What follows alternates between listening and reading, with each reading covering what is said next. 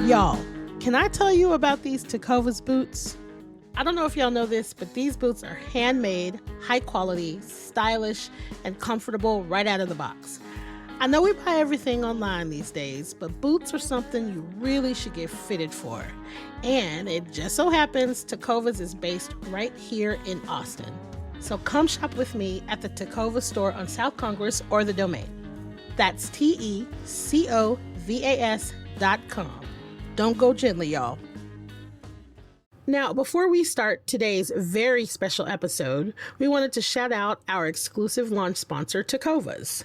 Now, everybody, go buy some boots this holiday weekend, and we will see you next week.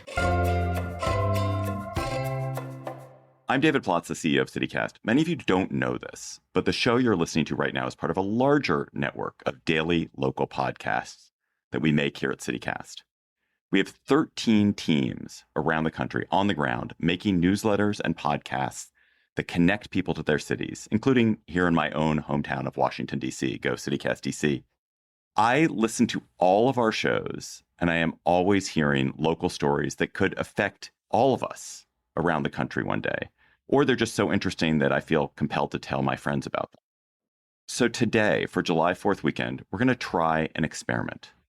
All of our hosts have joined me on one giant Zoom call. Hi. Hey. And they've joined me to tell me the story from their hometown that you absolutely need to hear about this year.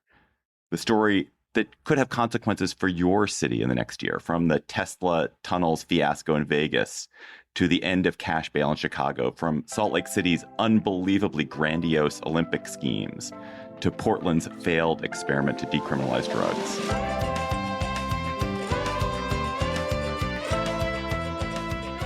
I'm David Plotz, and in this very special July 4th weekend episode of CityCast, here is what the entire country is talking about.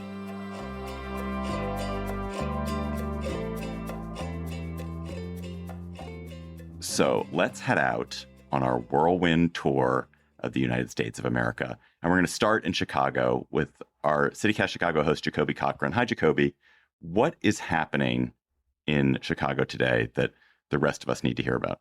What's up, David, and all the other hosts across the CityCast network?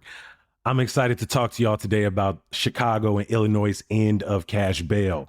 While Chicago and Illinois' criminal legal system has been an easy target for anti-Black misinformation, no measure has been as fiercely discredited in recent years as our state's SAFETY Act, signed into law over 3 years ago on the strength, might I add, of support from Chicago area organizers and representatives. It called for a broad set of reforms, among them the first state in the country to eliminate cash bail.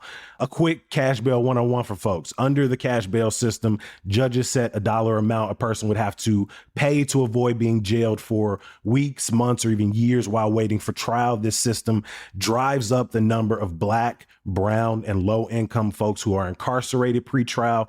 And it's critical to note, people who are jailed before trial for even a few days or weeks because they cannot afford to pay bail risk losing their jobs, their housing, having their families destabilized, and are much more likely to either be convicted or pressured into plea deals. This is something I personally saw the brunt of while teaching storytelling inside of Cook County Jail, Illinois' largest county jail, which is located on the lower west side of our city.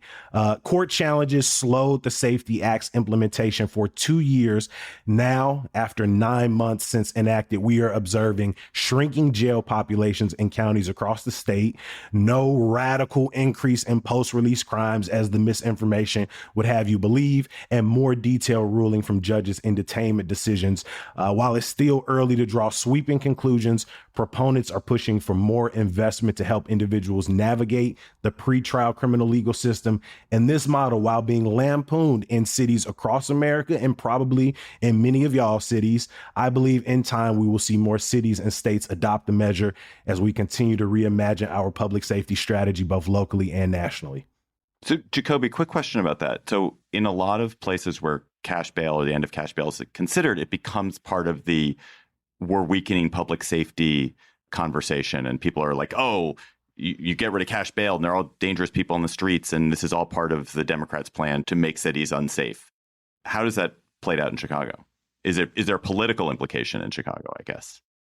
I mean, it was a major political battle throughout the years-long battle to get this considered at the legislative level, and then the push to actually get it signed by the governor. And then again, implementation was slow for 2 years because of challenges in the court system in more conservative counties in which that rhetoric and that narrative has carried throughout. But I would argue that our public safety strategy as constituted is not necessarily serving us up this world we believe the end of cash bail will bring forth. And by all practical measures, murders are down across the nation. Violent crimes are down across the nation. Shootings are down across the nation. The world by, the data is getting safer, and ending cash bail is less about, handcuffing police and law enforcement and more about sort of rooting out the inequities of our system that make Black, brown, and low income folks bear the brunt of our criminal justice system. So I like the idea of cities and states being labs for public policy experimentation. And we have some really great, interesting examples of that in some of our other CityCast cities. Not all of them have been as promising as what Jacoby's describing with bail. And Claudia Meza, you and the CityCast Portland team have been watching Oregon try and so far fail to figure out a roadmap for decriminalizing various drugs, right? That's true. Yeah. About 4 years ago, Oregon voters overwhelmingly, including myself, approved ballot measure 110, making us the first state in the U.S. to decriminalize possession of small amounts of all drugs. But it was also supposed to expand addiction services and social supports through the marijuana tax money that was coming through and all of the law enforcement savings that we were going to have because they weren't arresting petty drug crimes, which sounded amazing on paper. But the addiction services, David, never showed up, and neither did the social supports. So we also weren't saving much on law enforcement. And pretty soon, open air fentanyl markets were springing up downtown, and people suffering from addiction became very visible. So you have this very visible fentanyl crisis, and then it's coupled with our housing and homelessness crisis that's affecting most major West Coast cities. And you kind of end up with a bunch of people frustrated with what appears to be neglect on all levels. And so people were doing hard drugs out in open parks. Kids were having to dodge drug paraphernalia on their way to school. At one point, Portland saw 200 opioid overdoses in 5 days, which sounds like Fox talking points, but this was just the reality of the situation. But I do want to call out, and this was the most embarrassing part, is it wasn't all of Portland. It was mostly concentrated in our downtown and central east side neighborhoods, which is where most tourists stay. So that's where the majority of our hotels are located. Terrible optics. And that helps spread the narrative of our downfall nationally. So this April, Oregon Governor Tina Kotek signed a bill that recriminalized drug possession, walking back major tenets of Measure 110. And there were some outside national interests in play that I can go into, but I don't want to take up all the time. But yeah, there was a lot going on behind the scenes. Has anything changed since the recriminalization has happened? Does it look different? Not really. I mean, supposedly we've also banned outdoor camping. And, I just feel like the services need to step in. I mean, really, David, what happened was outside interest came through, tried to change the city's infrastructure, didn't have local involvement. Law enforcement didn't have any kind of buy-in. And so they had this issue. They couldn't navigate being the conduits of, I'm supposed to take you to services that don't exist. The best thing that happened out of this is that people were like, oh, so what didn't work out was this new law that is supposed to walk back Measure 110 is more forceful in creating the infrastructure that wasn't there before. So hopefully, maybe, if we ever try that again, it'll actually work out. We'll see. Let's talk about a totally different kind of it. It's not really an experiment, but it's an example of a city doing something that at least I had never heard of. So we've all heard of there being Chinatowns. Many cities across the U.S. have Chinatowns. But Tournai in Philadelphia, Philly is going to have an Africa Town, which is something, of course it should have an Africa Town. How did it come to be? What's happening there? Yeah, so Philly is a city of neighborhoods, and we are so proud of our neighborhoods. But the African Cultural Alliance of North America is trying to add another one in Southwest Philly. And this is a neighborhood, according to their polling, that has 74% of residents that are immigrants from Africa or the Caribbean. In fact, the recent data by the Pew Research Center shows that Philly's population of Black immigrants grew by 121% between 2000 and 2019. And the founder says that Philadelphia has been a very welcoming city, other than many other cities. I'm sorry, y'all. And that's where they found their niche. So as a part of this Africa Town vision, organizers have done things like launching Africa Town Restaurant Week last year, which spotlights a dozen African restaurants to help people get, more familiar with African cuisine. They've done some fundraising. And what is really notable is that they have a goal of creating an African center. And this is going to be a $23 million community center, restaurant, health clinic, daycare, and office space. And construction is expected to start soon. So I'm really excited. I really loved watching this project unfold. And I would love to see more cities, especially those with big immigrant populations like ours, look for opportunities to celebrate more cultures in permanent ways like this and develop Africa towns of their own. Do you and your neighbors, do you hear people talking about Africa Town? Or has it become a term that people use yet? Because that's when you know it's made it. Right. I think we need more awareness, and I think we'll get there similar to Center City, Brewery Town, Fish Town. We'll get there. But yeah, I'm looking forward to this. Let's go across the state to another experiment that has gone kind of in a weird direction. What has happened to the self-driving cars of Pittsburgh, Pennsylvania, Megan Harris? Yeah, I just think the way this is shaken out is not at all what our city and county leaders expected it to do. So just a few years ago, we had tech companies flooding into town, and Pittsburgh has this reputation as nurturing a lot of our tech community anyway. We like to think of ourselves as sort of a Midwestern Appalachian Silicon Valley, but we had as many, I think, as 6 companies with permits to test in our city. 3 or 4 of those were rolling around the exact same neighborhood all at the same time. They even got state law changed to be able to test these cars in different places with different levels of accessibility. So literally no one in the car, it's driving itself. And there was this message that abounded that if self-driving could prove itself in Pittsburgh, that it could do it anywhere. I actually got to see it even in a past life because I briefly worked for one of these companies in their comms department. But even for regular people, it was like such a nice idea. More access for people with different abilities, not having to have that awkward conversation with like an older relative, for example, about when to maybe put the car keys down. But it just didn't work out that way. Instead of figuring out this technology, Pittsburgh itself turned out to be like impossible to plan for.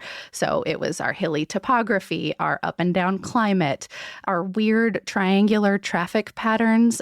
We have a neighborhood literally called the Golden Triangle. And then this just constantly evolving problem of construction. It just flummoxed developers, so much so that most of them have either quit, like completely, like the companies are gone, or they've moved out of town, which for me now begs this question of if self-driving can't work in Pittsburgh, will it actually work anywhere else? Didn't you say, Megan, and not to put you on the spot here, Raheel, that Houston is now where they're testing? They're testing still in other parts of the country where they have more consistent climates, for example. But yeah, I'm curious to see how this shakes out specifically for our neighbors down there in Texas, because one of the companies still headquartered in Pittsburgh just started testing autonomous routes with 18-wheelers on I-45 between Houston and Dallas. So, Godspeed, y'all. Yeah, that's going to be our problem now down in Texas. And they are actually resuming self-driving cars here in Houston. But there's going to be a driver there for the first few weeks. And then we'll see if it can resume to just the robots. Yeah, they tried it in Austin and it did not go well at all. There was like at one point during the city, there was something, I think it was like 40 car pile up where they all were in the same place at the same time. Like pile up like they crashed? Yeah, they crashed into each other, but in this weird like circle.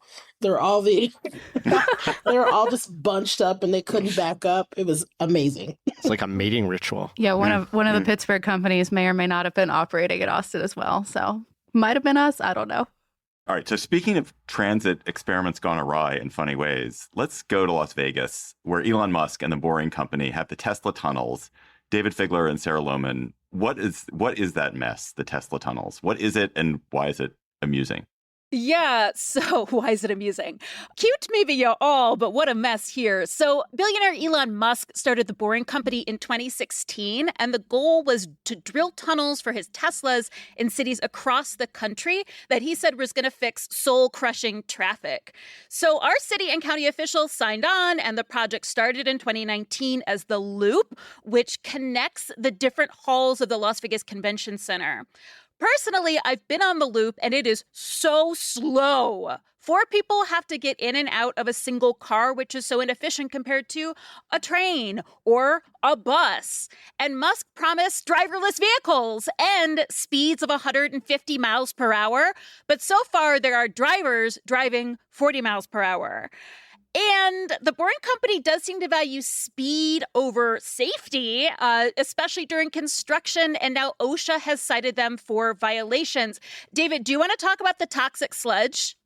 No, Sarah, I don't want to talk about the toxic sludge. But then again, neither do most of our local public safety officials in Las Vegas.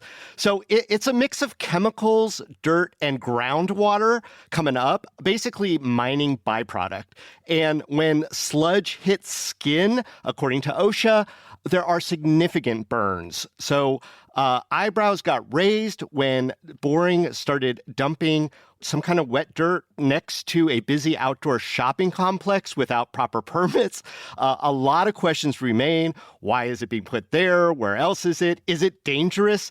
Same goes for wastewater that they're getting into the storm drains. So all of this is to say, if this is a test case for other cities, which it does seem to be, officials from all towns are coming here to look and see how it works, we should have concerns about how little info is coming out, the insufficient environmental impact studies, also the weirdness of officials being way more cheerleader than watchdog.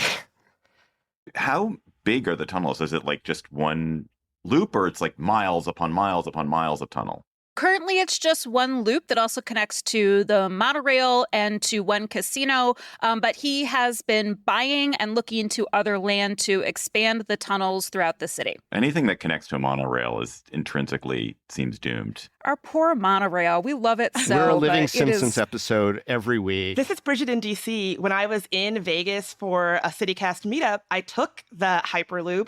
I was very underwhelmed. I thought it was going to be this space age thing. Quite the opposite. Yeah. I'm totally indifferent to it. You know, I mean, we had an expert on our CityCast Las Vegas podcast. He called it a white elephant, a useless gift. The tunnels, they aren't big enough to be repurposed for actual rail lines or anything else. Honestly, at this point, it's a novelty. It's underground single-file taxi service with manned Teslas that still only go a few miles after years of work. It's just it's weird how people are talking about it. It drives me crazy. It's space age like Space Mountain was in the 1980s. And our politicians keep saying that they support this because it's public transportation for our city that's basically free. We don't have to pay for it, even though there's about $52 million of public funds that were already kicked in by our local convention authority. And it's not public transportation. It's highly privatized. I can't see Musk offering discounted rates for students and seniors. So you just heard from Bridget Todd, who's the host here in Washington, one of our co-hosts in Washington. And Bridget and I, because we both live in D.C., were affected by this next thing that she's going to talk about every day, which is D.C. a couple of years ago voted to abolish the tipped minimum wage, which now requires restaurants eventually to pay a full minimum wage to all employees. And it is mayhem. It is so confusing to eat out at a restaurant these days, right, Bridget? It is so confusing. So folks in D.C. overwhelmingly voted to gradually phase out the tip minimum wage for restaurant staff by 2027. And David, can you guess who has not been real happy about this turn of events? I mean, every diners, people who work at restaurants, people who own restaurants, people who have been to a restaurant. It's not even restaurants. Like sometimes you'll go to a non-restaurant and it'll happen. It's so confusing. It is so confusing. So now, you go out for a nice meal, you're feeling good, you're full, you're having a good time. You get the bill, you open it, and you're like, what is this surprise service charge that I don't know anything about? I don't know what it is. So now all of these surprising and sometimes completely inscrutable fees have started showing up when you get your bill. I've seen them called service charges. I've even seen them called like wellness charges or fair wage fees, which is my least favorite. There could be anywhere from an 8 to 20% charge on the top of your bill that sometimes the restaurant will say is decidedly not the tip. So are you meant to tip on top of that service charge? If the service charge is not a tip, what exactly is it? Like, where exactly does it go? It's confusing. It's crazy making, not to mention awkward, right? So like, what's a diner to do? Now, the law says that these fees are meant to be prominently disclosed to diners with language describing exactly how the fee is used, who it goes to. But this does not always happen, and it's created so much tension between everybody, servers, restaurant owners, and diners. DC has really become kind of a test case for phasing out the tip minimum wage. And as more and more states are thinking about doing the same, I think that this kind of chaos and confusion when you go out to eat could be coming to your state too. If states don't take initiatives to like create clear, comprehensive guidelines for how it can be rolled out and then enforce them when they are not followed in that way, I think that this kind of chaos is the kind of thing that like it will keep people from going out to eat. It will keep people from going out to restaurants. This is Jacoby in Chicago, and last October we passed here in Chicago to end our sub minimum wage, and on July 1st it went up by 8%. It won't reach the actual minimum wage until 2028, but the Illinois Restaurants Association is the loudest opponent and is the reason that it went from getting phased out over 3 years to 5. And we are starting to see those service charges pick up, but I think it will only get worse as the years go on. But the restaurant industry is the largest employer for Chicagoans aged 16 to 24. So it's a big deal in our city as well. In a way, this phase-in, I feel like, Bridget, is the problem itself, which is that had they just jumped it, it would have been very awful and terrible for restaurants if they had just jumped it at one moment. But because they're phasing it in over several years, people are just so unsure about what's going on. And it's not even clear what the workers are getting or what they're not getting. And if it had just gone from one state to the other state, it would have been a terrible month or two. But then everyone would have been like, okay, this is the new normal. But it's this in-betweenness is awful. Yeah, I mean, I'm no expert, but I completely agree. And I think the awkwardness and tension, if you've gone out to dinner in DC recently, you have felt it, where you have to call the server over and you're like, what is this charge? Is it your tip? It's awkward for you. It's awkward for the server. And it's like this oscillation between feeling guilt, like not wanting to look like a pinch penny who's not going to tip, but also not wanting to feel like you're getting taken for a ride by a restaurant.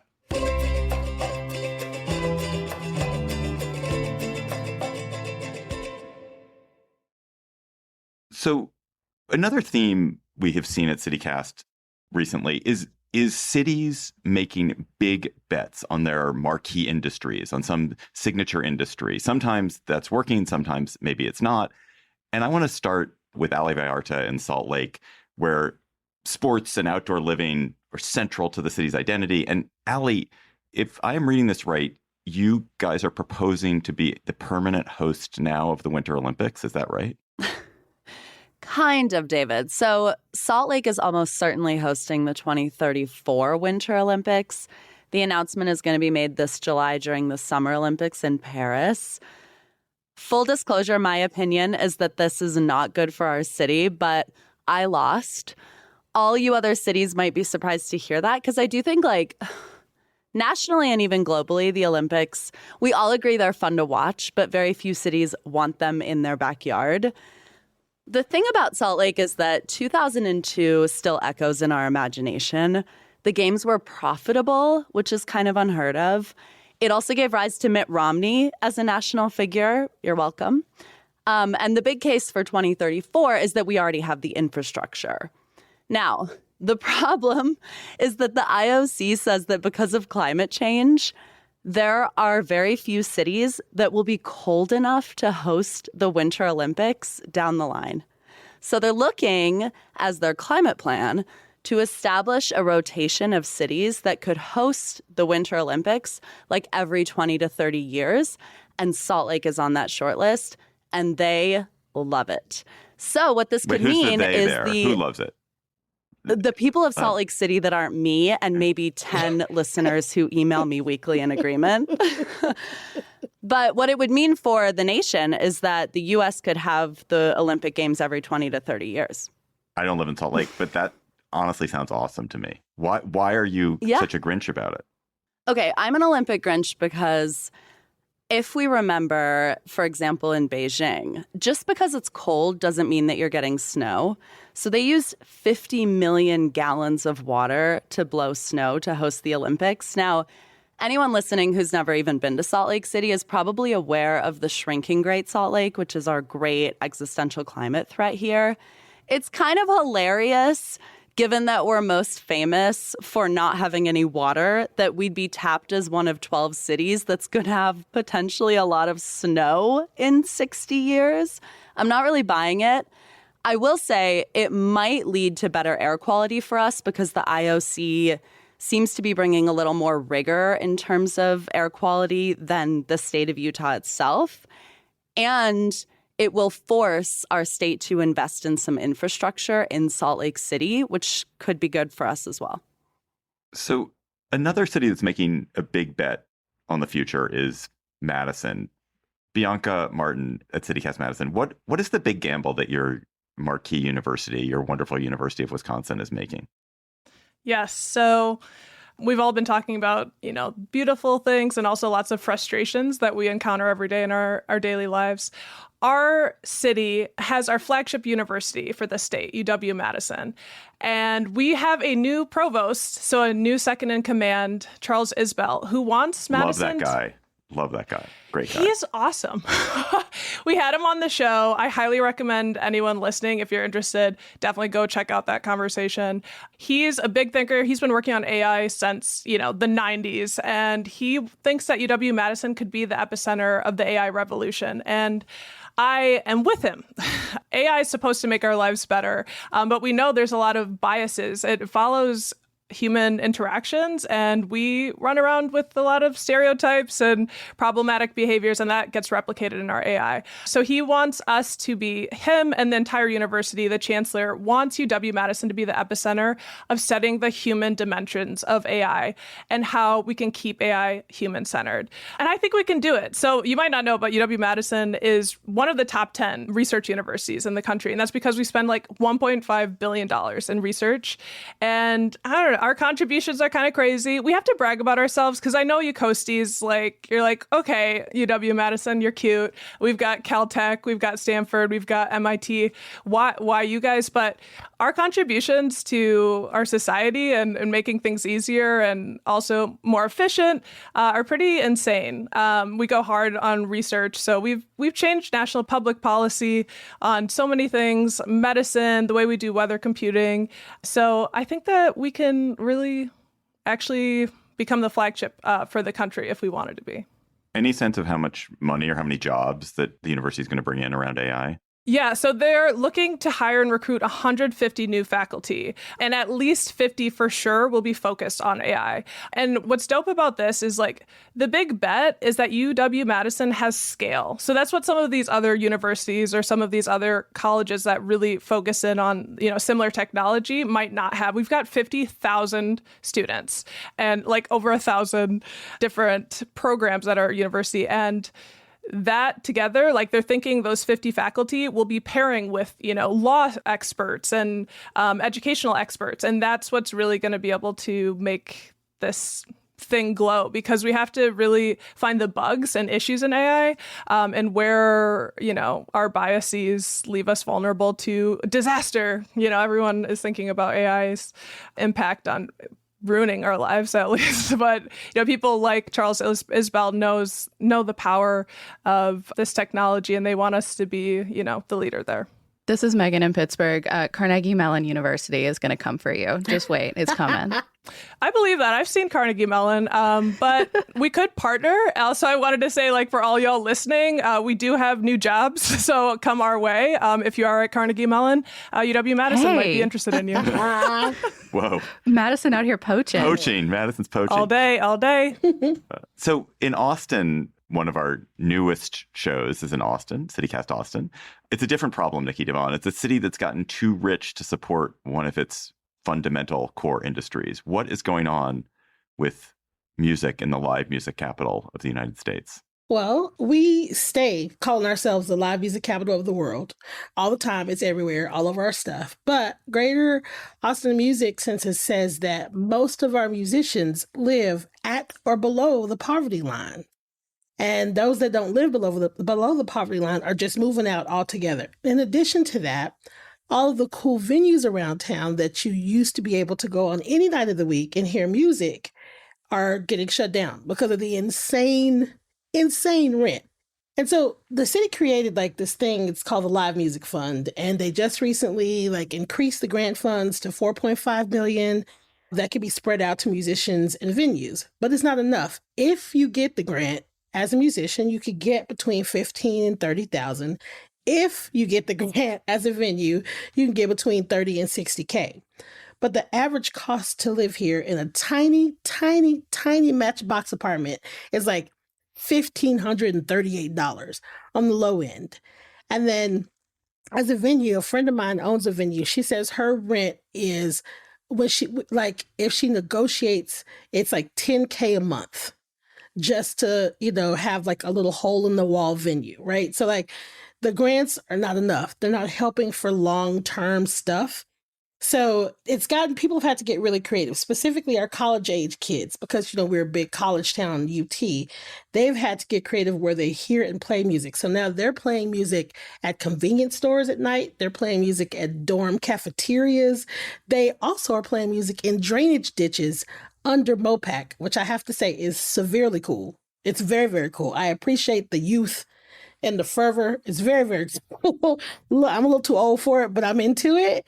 So it's like, the question is like, how much longer can we keep calling ourselves the live music capital of the world when we can't keep our musicians in town and we can't keep our venues open? And, music is a part of like the fabric. It's a part of our identity. And it would make sense that we would come up with some sort of long-term solution. But, we haven't done that yet. We haven't done it. Grace Fuse in Nashville, I hear you bristling at the idea that Austin could consider itself the live music capital of the world. Listen, the title is up for grabs because we are struggling. We're not making good on it. We're not making good on it. Come get it. Come get it. In fact, we already have it. And actually, I've never heard of you being the music capital, which probably means this is a one-sided rivalry. There's always one side that thinks that they're rivals, and the other one doesn't even notice. We don't even notice you. We're going to always be Austinville. Yeah, That's what it is. That's what it is. It's always going to be us two going back and forth. Oh, here comes Vegas. Here comes Vegas. In Las Vegas. Whatever. And we are coming for you. I actually just wanted to jump in that I've been seeing this alternative music venue thing happening here in the city, especially for kids that are underage. We did a whole episode about third spaces. And since then, I've seen kids playing in coffee shops it's huge. At like 11 p.m. and midnight. And I think that's so brilliant for them. It's huge. And by the way, though, the cost of living here is way cheaper. So are you implying that we don't have kids kids at coffee shops at Sorry. midnight playing music? Because you're wrong. We have punk rock. We have so much more than country, Sarah. You don't know the half of it. Not out there with their acoustic guitars. Right. We also have Celine Dion. Dirty guys. I was just going to say that. Also, we're in trouble. Coming back. We're in trouble, Austin. Baby. Let's Grace, you can now get your time in the sun here. Whatever you want to say. Our other new show is CityCast Nashville, and Grace Fuse, you already heard from her a little bit. But you guys in Nashville have bet insane amounts of public money on a stadium. What is up with that? Yeah, so I know I was just fighting about us being Music City, but we are about to be Football City, which is maybe not a good thing. We're getting a new stadium it depends who you ask, but we're getting a new stadium for the Titans that broke ground in February. Originally, the concept here was that the new stadium was going to be a cost-saving thing for taxpayers, which is a brilliant rebrand, basically because they were saying that Nissan Stadium needs renovations. And originally they said that those renovations were going to cost $500 to $600 million for taxpayers. Conveniently, the Titans got their own consultant who said it was actually going to be $1.7 billion for the renovations, which means it's so much cheaper to get a new stadium entirely, which is going to be paid for by a neighborhood that doesn't exist yet, which we will also be paying for. in the East Bay development. Yes, the concept is this to be cheaper to taxpayers. The concept is that this will bring new revenue, supposedly like $800 million in revenue. It's going to be a dome stadium, so we're going to be like a candidate for the Super Bowl in theory, even though this is, I think, 10,000 fewer seats than the current Nissan Stadium in this new domed one. But again, in theory, we're going to have these like winter stadium tours because we know that everybody likes to schedule their stadium tours in the winter. There was a lot of pushback from Nashvillians, but the coverage has been so inconsistent. The numbers are inconsistent everywhere. It's very confusing. And obviously, there's this threat that the Titans will leave, which kind of overrides for some people the idea of all these taxes. Again, conveniently, the Titans' current lease runs out in 2029. So there's this push. In fact, the Titans already left Houston. They were originally the Houston Oilers. So Bud Adams, his daughter is now the owner of the Titans. He left Houston for the similar threat of we want a new stadium, and they didn't get it. Now he's trying the same thing here, and it is working.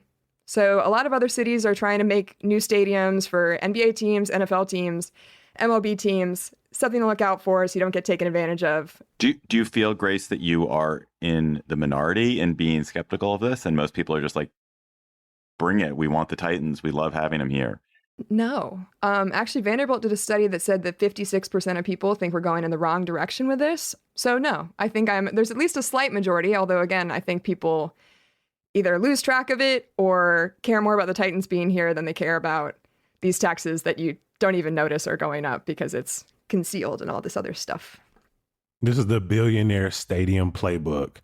Ask for a stadium, threaten to leave, get the money, and then do nothing with it but build an eyesore that doesn't lead to more wins. Right now, Chicago is considering a $4.2 billion plan for the Bears to get a new stadium on the lakefront, which conveniently comes after they threaten to move to Arlington Heights. And now the White Sox are doing the same thing, saying, hey, we will leave and maybe go to Nashville if y'all don't give us exactly what we want, which is more money and more land. And you know what you're going to get? The worst start in White Sox history out the gate. That's the money we got. The Bears are at least saying we'll give you, maybe half of the money. The White Sox said, we ain't got nothing for you. Bridget in DC here. Ask Ted Leonsis how that worked out here in DC. Aren't they going to Virginia? No, we kept him. We got him to stay. And now he's on good. The threats. And now he's on an apology tour, being like, DC, I love you. Let's get back together. Don't fall for the mock-ups. Listeners, you can't see this, but in the chat that's happening, everyone's comparing sort of their housing costs, and it's clear that everyone should move to Las Vegas. The lesson seems to be that everyone should move to Las Vegas because the housing seems to be. And I'm in the middle of home buying now, which is an absolute nightmare, but it's not as much as a nightmare as in y'all cities for sure. So we're rounding the horn to the final stops in our CityCast national tour, and I want to talk about some cities where national and local political issues are kind of cross-contaminating each other. We live in this very partisan, very divided nation, and in some of our cities, local issues are becoming infected by national divisions, and in other cities, national divisions are trickling into cities and fomenting local conflicts that hadn't existed before. So I want to start in Houston. Raheel Ramzanali, how is Texas's very red state government preventing your very blue city of Houston from carrying out its own policies? Yeah, so since last June, Harris County in the Houston area has been trying to launch a pilot for a guaranteed income program. It's designed to give $500 a month to about 1,900 families for a year and a half using funds from the American Rescue Plan. So not even funds from the state level. This type of assistance program aims to lift low-income families out of poverty, and a lot of cities across the nation and even in Texas are leading the way. But in Houston, the pilot is getting caught up in this red state, blue city politics that shapes so much of local government in Texas these days. Just a few weeks ago, the Texas Supreme Court put the pilot on hold because a pending lawsuit led by State Attorney General Ken Paxton, remember that name, says it's unconstitutional. So the Houston area residents who were chosen by a lottery system are still waiting for their first payment. Austin and San Antonio, they have similar programs. They've executed those programs already. But in Houston, it's being held hostage because the red state government won't let a blue city experiment with a social impact program using funds from the American Rescue Plan. Now, why does this matter to everyone listening? Well, some people think it could set a precedent to target other guaranteed income programs throughout the country, especially if former President Trump were to win the presidency in November, because he's already floated the idea of Ken Paxton as a candidate for U.S. Attorney General. Oh, my goodness. Is the guaranteed income program popular in Houston? I assume it is. I assume people are excited to test it.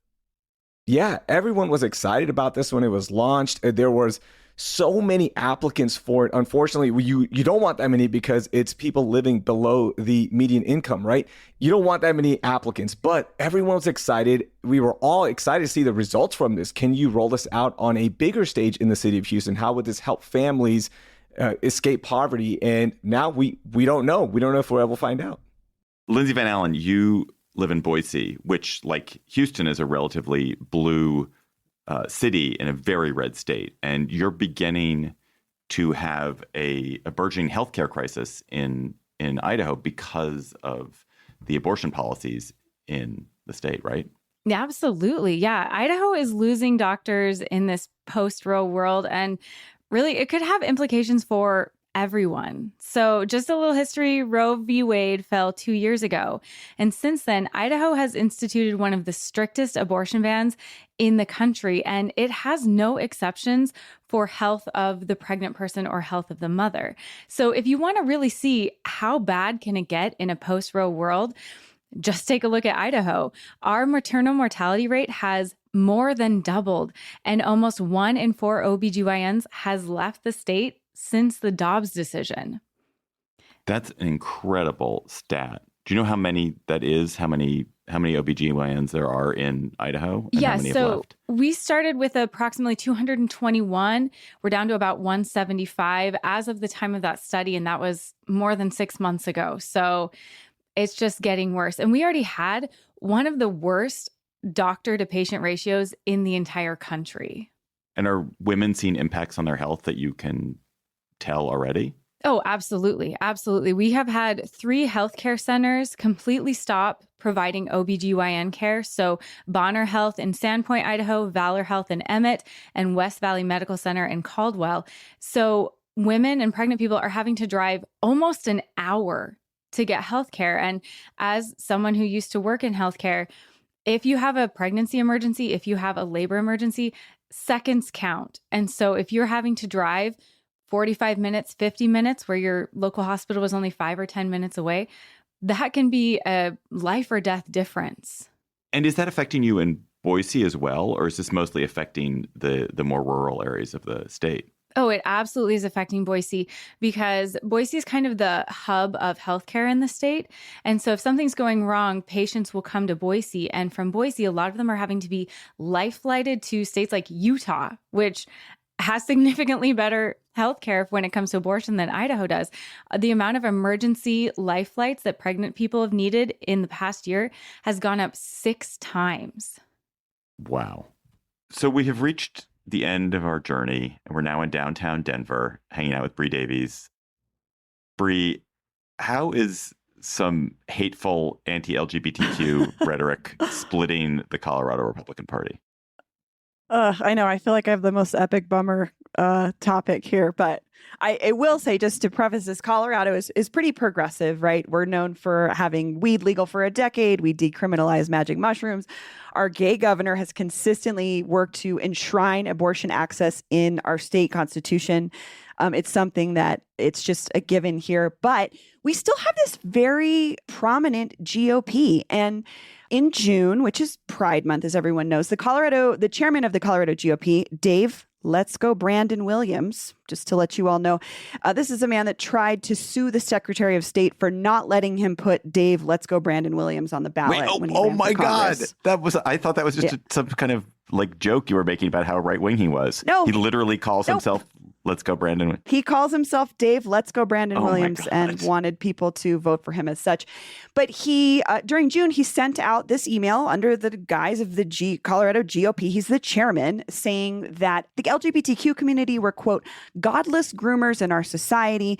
And the email included an image of Jesus with laser eyes that said, quote, God hates flags. So someone giving a big wink to the Westboro Baptist Church and their famous homophobic slogan, which I will not repeat here. But the email just caused sort of a big stir within the political party itself. And it's just part of this growing divide that we're seeing between sort of the MAGA Republicans and these more old school conservative Republicans. And I will just say we have a really interesting, more conservative base here, especially in rural areas where these guys are almost libertarian leaning, and that like some of them support abortion, for instance, because it's a cost saving measure.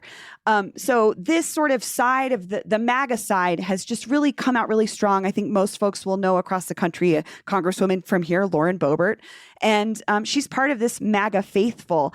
But this particular move by Dave Williams really pushed, I think, the old school side to their limit.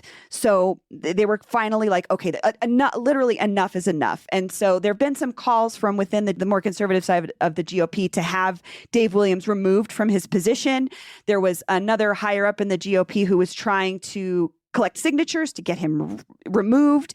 And then she was censured. So it's still this fight back and forth between the MAGA GOP and the conservative GOP. And I think that it obviously has bigger implications for what's happening around the country. But it's just something that I think a lot of folks don't know about Colorado is just as much as we're a progressive stronghold, we have a very interesting dichotomy within our own GOP.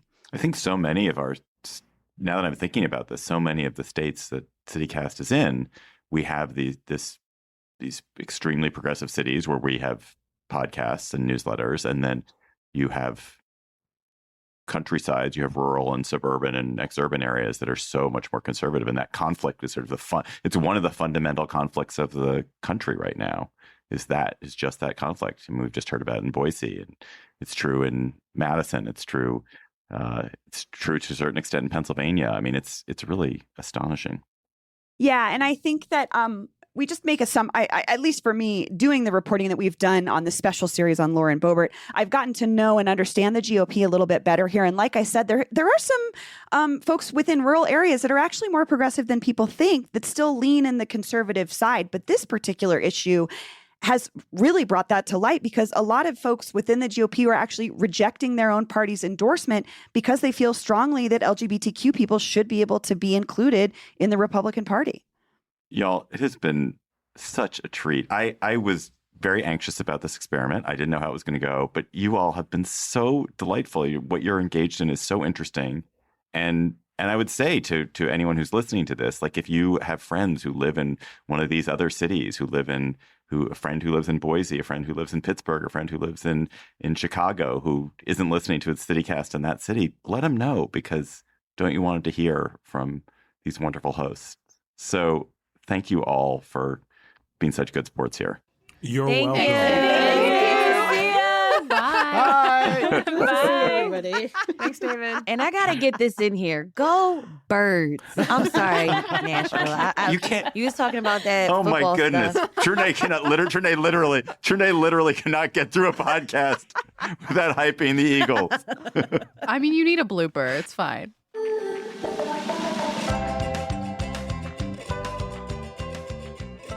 Thank you all for joining us on CityCast USA and hearing about some local issues that may be what your city is talking about in a few months or a few years. We'll be back on Monday with a regular episode of your CityCast.